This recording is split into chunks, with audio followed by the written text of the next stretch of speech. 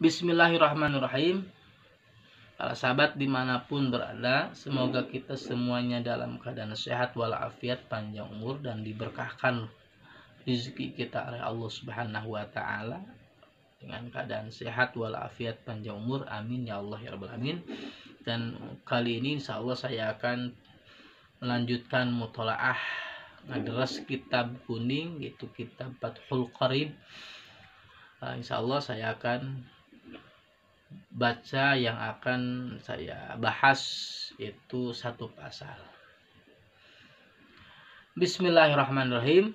Faslun fi dzikri syai'in minal a'yani al-mutanajjisati wa ma yathuru minha bid-dibaghi wa ma la yathuru. Wa juludul maitati tathuru bid-dibaghi illa jildal kalbi wal khinziri wa ma tawallada minhuma aw min ahadihima wa azmul maitati wa sya'ruha najisun illal adamya. Nah, pasal ini insya Allah saya akan bahas, mudah-mudahan bisa dapat dipahami, mudah-mudahan bisa dapat dimengerti. Dimana maksud daripada pasal ini yaitu menjelaskan tentang fi dzikri syai'in minal a'yani al mutanajjisa, menjelaskan tentang benda-benda yang terkena najis, wa ma yathuru minha bid-dibaghi wa ma la yathuru, dan menjelaskan tentang benda-benda yang dapat suci dan benda-benda yang tidak dapat suci dengan cara disamak. Wa juludul maitati tathuru bid-dibaghi, semua kulit bangkai itu dapat suci dengan cara disamak, seperti kulit kambing, bangkai kambing, kulit bangkai domba, kulit bangkai sapi, kulit bangkai munding, kulit bangkai orai, ular, kulit bangkai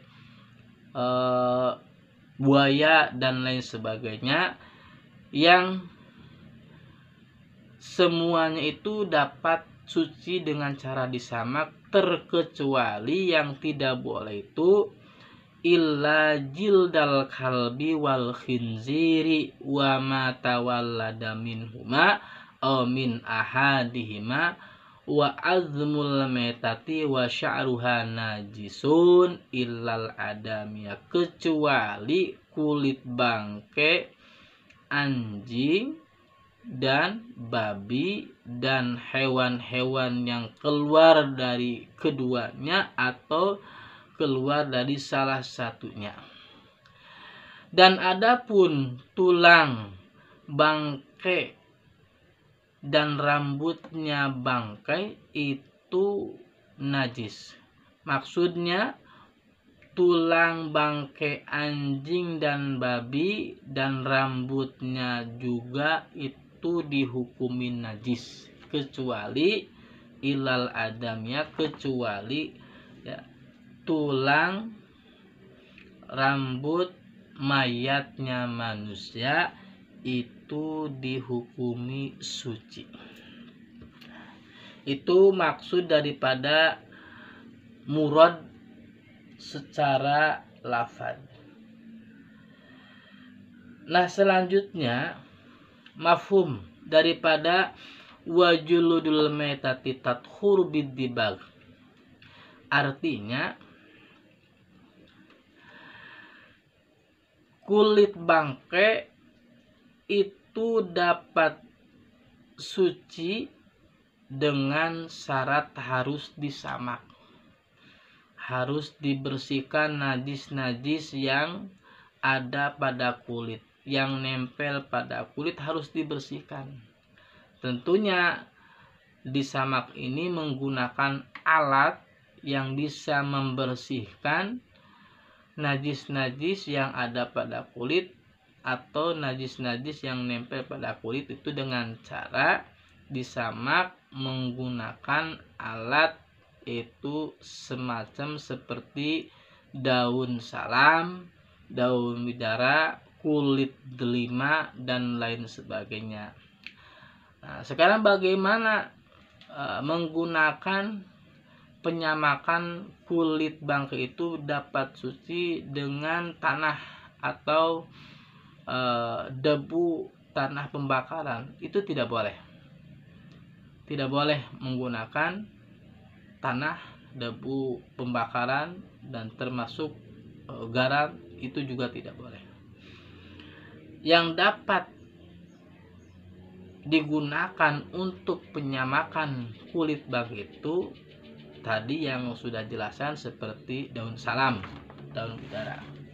Ya, insya Allah itu sesuai disyariatkan oleh agama. Lalu kemudian kaifiah cara untuk penyamakan kulit bangkai itu, yang pertama, si kulit bangkai itu harus dipisahkan. Tentu harus dipisahkan dari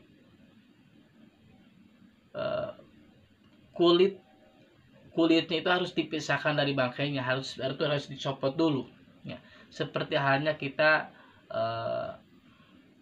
mencopot kulit pada waktu kita penyembelihan kurban atau lain sebagainya, artinya harus dipisahkan, atau harus dipisahkan kulitnya. Setelah dipisahkan, lalu kemudian si kulit yang sudah terpisah, sudah dicopot daripada organ tubuh, organ anggota bangkai daripada hewan tersebut, lalu disamak dengan menggunakan yaitu daun salam, daun widara, kulit delima, dan lain sebagainya yang bisa membersihkan,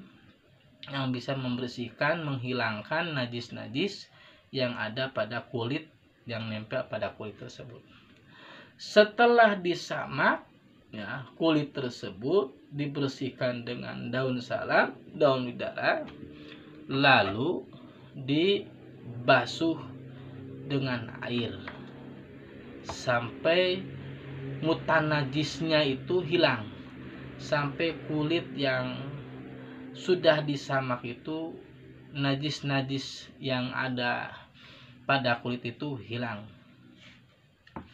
Itu proses cara untuk penyamakan kulit bangkai yang tadinya najis jadi bisa suci. Dimana tujuannya dengan penyamakan kulit bangkai yang tadinya najis menjadi suci, itu tujuannya agar bisa dimanfaatkan, bisa digunakan si kulit tersebut yang sudah disamak, yang sudah suci, bisa dimanfaatkan, digunakan untuk membuat, seperti membuat baju, membuat topi, membuat tas, membuat sabuk, membuat pakaian-pakaian lainnya, membuat kulit bedug untuk bedug, ya.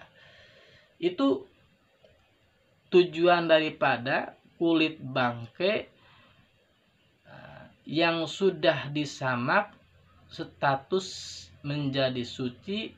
Dan kalau sudah suci, itu si kulit bisa digunakan untuk hal tersebut tadi, yaitu untuk membuat baju, topi, tas, sabuk, dan lain semisalnya. Nah, ini maksud daripada penyamakan kulit bangkai. Dan kulit bangkai ini yang sudah disamak tidak boleh dikonsumsi, tidak boleh dimakan, karena salah satu penjelasan keterangan innama harruma minal maitati akluha. Tetap bahwasanya kulit bangkai yang sudah disamak suci itu tidak dapat dikonsumsi, tidak dapat dimakan. Karena apa?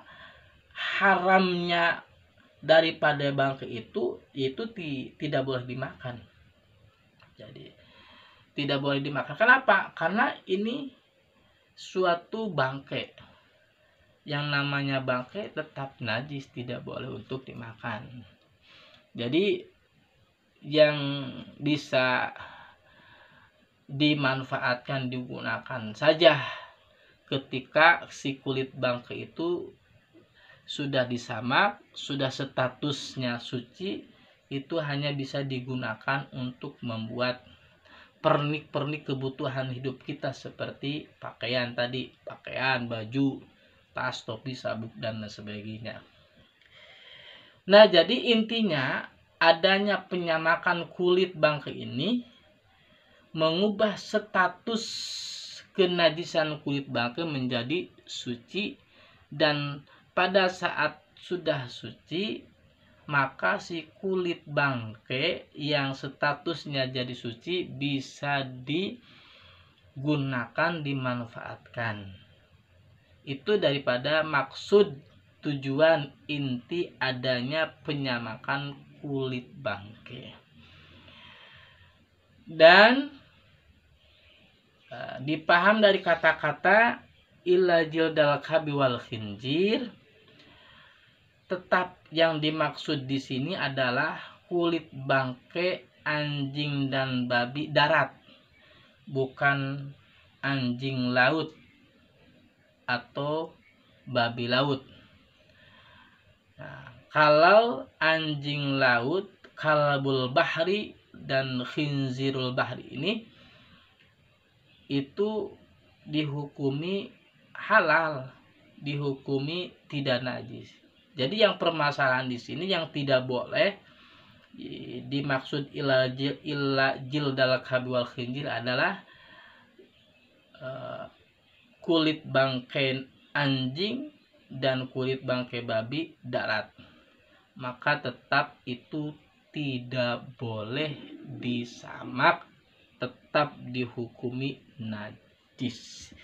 Dan hewan-hewan yang keluar dari keduanya dan hewan atau dari salah satu dari keduanya tetap dihukumi najis. Lalu kemudian adapun tulang bangkai daripada anjing dan babi, wasya'ruha dan rambutnya juga tetap itu dihukumi najisun, najis, kecuali tulang mayatnya manusia, rambut mayatnya manusia itu suci. Nah, itulah maksud daripada pasal menjelaskan tentang benda-benda terkena najis dan benda-benda yang dapat suci dan benda-benda yang tidak dapat suci dengan cara disamak. Jadi pada intinya bisa dimanfaatkan, bisa digunakan, bisa dibuat untuk tas, baju, sabuk, dan lain sebagainya. Si kulit bangkai itu, dan kulit bangkai itu selain daripada kulit anjing dan kulit bangkai babi darat, semuanya selain itu bisa digunakan. Akan tapi bisa digunakan seperti itu harus dengan disamak, harus si kulit bangkai itu jadi statusnya suci. Dengan adanya status suci itu dengan cara disamak, dibersihkan najis-najis yang ada pada kulit atau menempel pada kulit, sehingga si kulit bangkai itu yang tadinya najis menjadi suci dan sudah suci bisa digunakan, dimanfaatkan untuk kebutuhan kita sehari-hari, seperti membuat baju, tas, topi, bedug, sabuk dan lain semisalnya. Mungkin itu yang saya bisa jelaskan. Andai kata bila ada kesalahan daripada penjelasan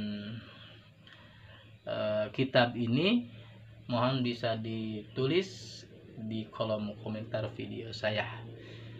Terima kasih, mohon maaf. Assalamualaikum warahmatullahi wabarakatuh.